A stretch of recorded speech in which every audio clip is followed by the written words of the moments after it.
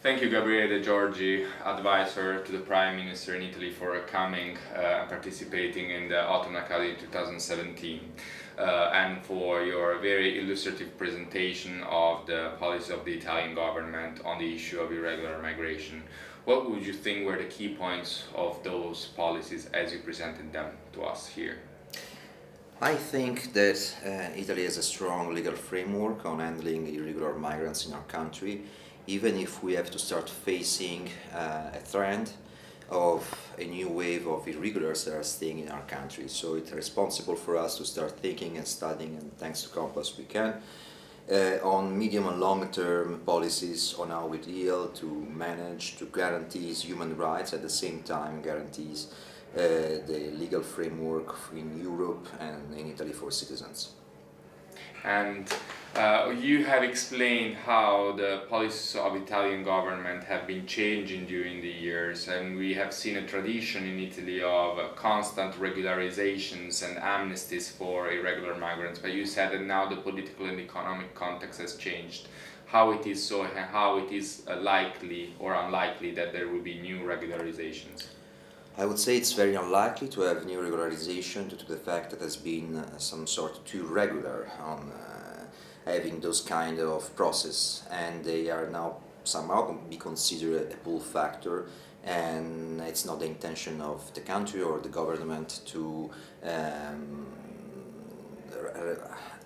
ending using them again. In order to instead providing another way, maybe legal access to the country if there are a better economical scenario, for example, or any way to make sure that only those who can and have the rights can enter in Italy and in Europe. You had your presentation together with a representative from Portugal, and both countries stood up in the sense that they seem different from other European countries where access to services for irregular migrants is more limited.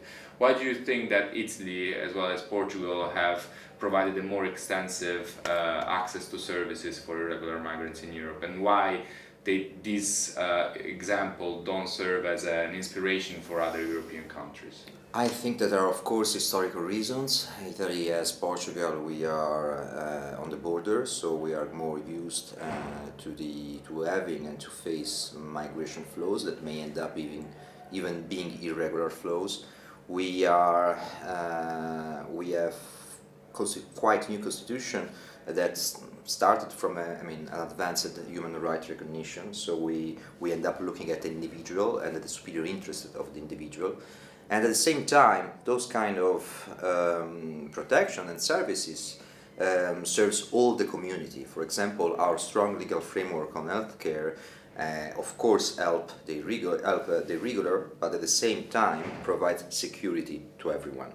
Like, for example, we can avoid more easily epidemia risk for the general healthcare. At the same time, education is a superior right for the individual, for the children, the right to be educated, and in the long term will be the best investment we could make.